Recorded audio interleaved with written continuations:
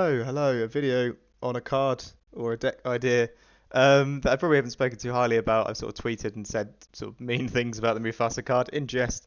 I'm always the type of player who likes to be proven wrong on things, so I can learn and sort of grow and then get better.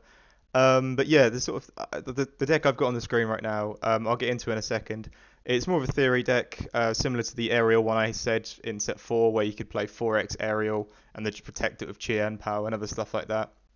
I've got sort of a similar idea with Mufasa. I think after playing for now for a little bit, if you put one or two Fasas in your current blue steel list, your dime blue steel list, I think that's fine. I think there's going to be no issues with that at all.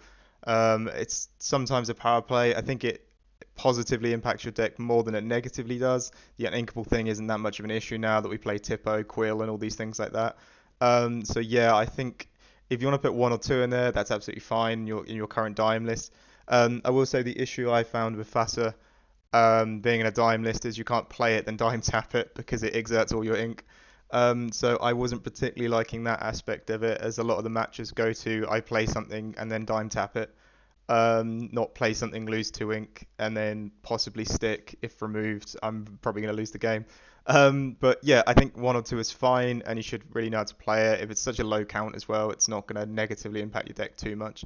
But I think there's more application to look at Mufasa outside of just putting it into your current blue steel list. And it's yeah, sort of akin to the aerial list that I said in set 4.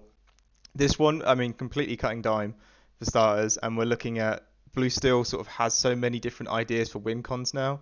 I think we forget that mana was also quite a win con for so long. We played 4x McDuck manas, and we just rushed board and threw manas out and got over the finish line that way. I think we can look at Fasa in that way as well. If you could get sort of the theory I had in my head was if you could get to 11 ink, you could play a Pete and then play a Fasa. So you're basically going to guarantee stick. I think there's like 5% chance it won't stick. Real strange scenarios there, where it wouldn't like double Tremaine or something like that, or a big dragon Maleficent would do it, and that's sort of why I looked at adding Mukduk Manas as well. But the idea of the deck is, yeah, we're just not going to win on dime. We're just going to win on pure value of stuff on the board, and that's going to come from Mufasa. So we do want to get sort of a certain combo of cards in hand, which will be we want to get to 11 ink, and then we want to play Fasa and Pete, and then hopefully from the value of questing with the Fasa, resetting all of our ink, we can play enough stuff again to just overwhelm them and win.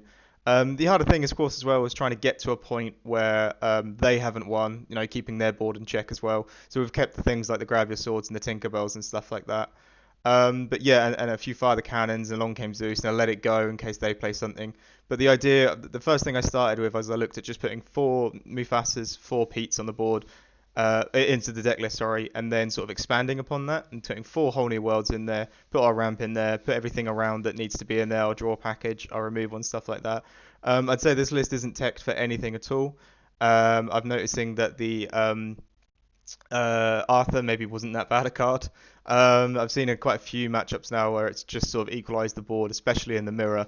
And with people playing cards like what's it called, the Muses, as well, which is I know it's like a 4 drop and we're having to use Arthur to kill it, but the other option is we don't have another option.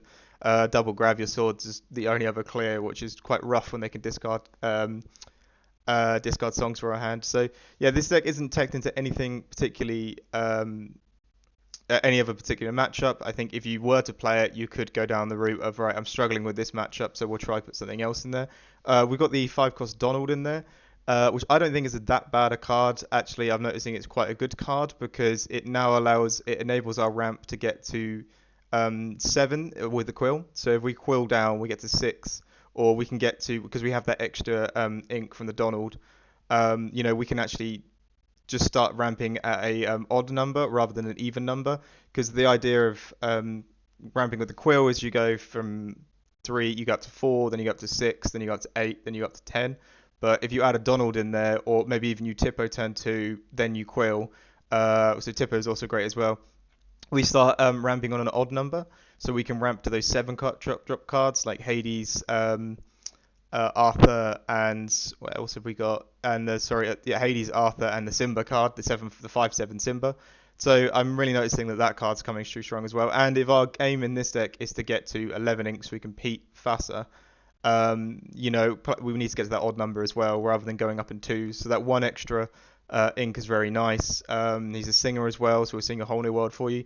Body on the board, I mean, he's just one health worse than Tragic Beast, and we get instant response. We get instant some value from him because he's a ramp card. So I'm finding him quite strong in a list like this, and sort of lists my general blue steel list as well. I'm finding him quite useful. We've only recently swapped to him like today, but just ramp instant value is good. It's unlikely someone's going to want to Medusa him. You might get hit by a Long Came Zeus because that's not a bad thing to take out a 5 drop with a Long Came Zeus. I mean, even with the cogs there to protect him, it will still take him out. But yeah, I'd say it's just sort of a concept. I think you could also go no fassers, fully build a deck around mid to low range, and just go full on McDuck manners as well, and just be like, right, I'm gonna win early and mid very hard, and then late game, hopefully the manners put me over the line against the red decks. All these great ideas, and I'd imagine in a world, I'm noticing it sort of happening now where uh, the people are quite worried about the red blue matchup because they have the Kuzco where it puts the dime into the inkwell. So people are thinking, well, I don't really want to win on dime anymore because it's quite a risky play to play it out. So Mufasa and Pete, that's a scenario where they'd have to have Big Dragon to answer it. Their deck doesn't ramp as well as it used to. I'm saying that like I know for fact, but I feel because they've cut how far you go and a few other cards, maybe they've changed around quantities of one jump ahead. I feel they don't ramp as efficiently as they did before, but that's not factual. I'm not going to take a fact on that.